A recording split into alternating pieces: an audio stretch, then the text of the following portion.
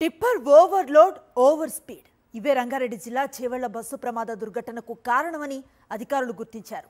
టిప్పర్లో పరిమితికి మించి కంకరను నింపారు. అక్కడితో ఆగకుండా మితిమీరిన వేగంతో టిప్పర్ను నడిపిన డ్రైవర్ ఆర్టీసీ బస్సును ఢీకొట్టాడు. దాంతో 19 మంది ప్రయాణికులు దుర్మరణం పాలయ్యారు. 25 మందికి పైగా తీవ్ర గాయాలతో చికిత్సను తీసుకుంటున్నారు. తెల్లవారక ముందే జీవితాలు తెల్లారిపోయాయి.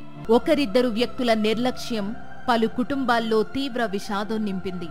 ఈ ఘోర రోడ్డు ప్రమాదంలో కుటుంబ సభ్యులను, బంధువులను, స్నేహితులను కోల్పోయిన వారి విషాదాన్ని మాటల్లో చెప్పలేం. ఘటనా స్థలంలో అధికారులు వేసిన ప్రాథమిక అంచనా ప్రకారం టిప్పర్ రూపంలో మృత్యువు దూసుకొచ్చింది. కళ్ళు మూసి తెరిచేలోపే అంతా అయిపోయింది. ఆర్టీసీ బస్సును ఢీకొట్టిన టిప్పర్ బస్సుపై పడిపోవడంతో టిప్పర్లోని కంకరంతా ప్రయాణికుల మీద పడిపోయింది. పరిమితికి మించి కంకరను నింపుకుని అత్యంత వేగంగా దూసుకొచ్చిన టిప్పర్ ఎదురుగా వస్తున్న ఆర్టీసీ బస్సును ఢీకొట్టింది. రోడ్డుపై గొయ్యి ఉండడం, అక్కడే మలుపు కూడా ఉండడంతో టిప్పర్ డ్రైవర్ బ్యాలెన్స్ చేయలేకపోయాడని అధికారులు అంచనా వేశారు.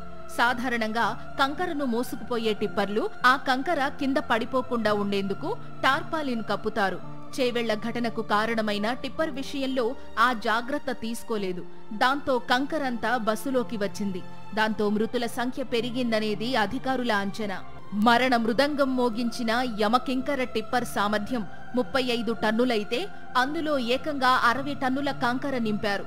అంటే దాదాపుగా రెట్టింపు కంకర నింపారు. అపరిమిత భారంతో ఉన్న టిప్పర్ను నిలువరించడం సహజంగానే ఏ డ్రైవర్కైనా కష్టమే అవుతుంది. అదే ఈ టిప్పర్ విషయంలో కూడా జరిగిందని అధికారుల ప్రాథమిక విచారణలో తేలింది. ఇక ఆర్టీసీ బస్సులో 50 నుంచి 55 మంది ప్రయాణికులకు మాత్రమే సీటింగ్ కెపాసిటీ ఉండగా 72 మంది ప్రయాణికులను ఎక్కించుకున్నారని అధికారులు గుర్తించారు. దానివల్ల కూడా మృతుల సంఖ్య పెరిగిందని అధికారుల ప్రాథమిక అంచనాలో తేలింది. బస్సు డ్రైవర్ వైపునే టిప్పర్ ఢీకొనడంతో బస్సును డ్రైవర్ తప్పించలేకపోయాడు.